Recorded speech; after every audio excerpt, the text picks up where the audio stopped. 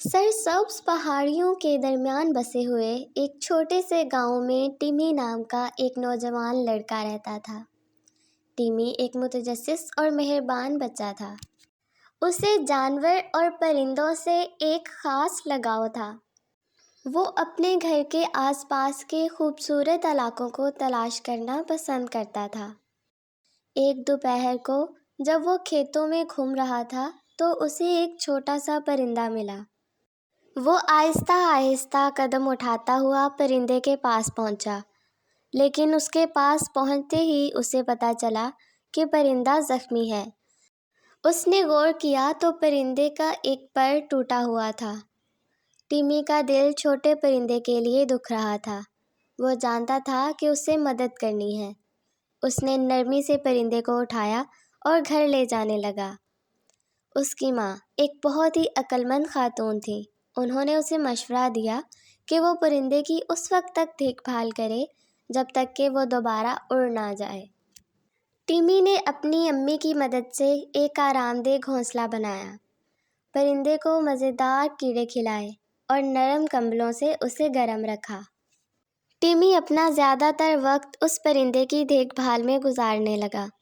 وہ پرندہ بہت جلد ٹیمی سے مانوس ہو گیا تھا۔ اتنی توجہ اور مہربانی پا کر پرندہ بہت جلد صحت یاب ہو رہا تھا۔ آہستہ آہستہ اس کا زخم بھرنے لگا اور اس کا پر دوبارہ سے تیار ہونا شروع ہو گیا۔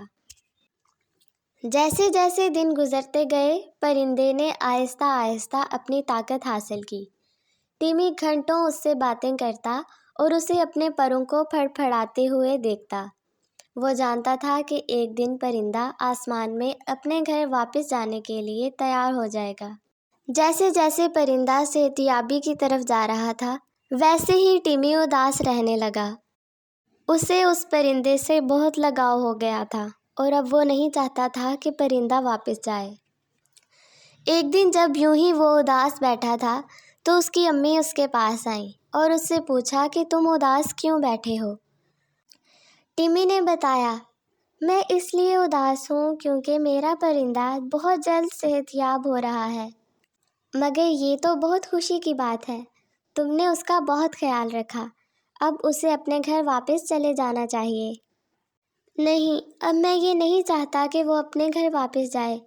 میرا دل کر رہا ہے کہ وہ ہمیشہ کے لیے میرے پاس رہ جائے۔ نہیں بیٹا، ایسی باتیں نہیں کرتے۔ جس طرح تمہیں آزاد رہنے کا حق ہے، بالکل اسی طرح اس پرندے کو بھی آزادی کا حق حاصل ہے۔ تم نے اس کی بہت دیکھ بھال کی ہے، یقیناً وہ تمہیں کبھی نہیں بھولے گا اور تم سے ملنے بھی آیا کرے گا۔ تم اسے اس کے ماں باپ کے پاس واپس جانے دو۔ پھر ایک دن جب پرندہ اڑنے کے لیے کافی مضبوط تھا تو ٹیمی نے اسے اپنے ہاتھ سے چھوڑ دیا۔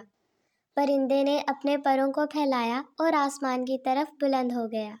خوشی سے چہچہاتے ہوئے وہ اڑ گیا۔ ٹیمی بھی اداسی سے گھر واپس چلا گیا۔